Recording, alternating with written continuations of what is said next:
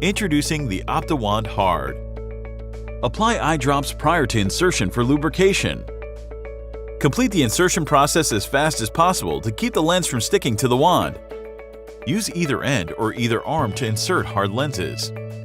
Aim the wand at a light source to serve as a guide. Spread your eyes as wide as possible, keeping eyelashes out of the way.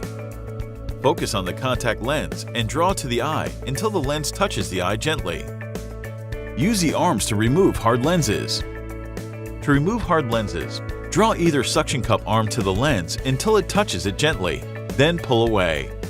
Inserting sclera lenses with OptiWand Hard. Stand the OptiWand Hard up on the counter or tabletop with the split cup side up. Position your sclera contact lens on the center of the split cup side of the OptiWand Hard. Add necessary fluids to the lens. Slowly draw to the OptiWand Hard until the contact lens touches the eye. Blink until comfortable.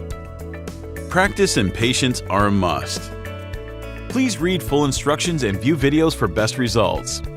Available online only.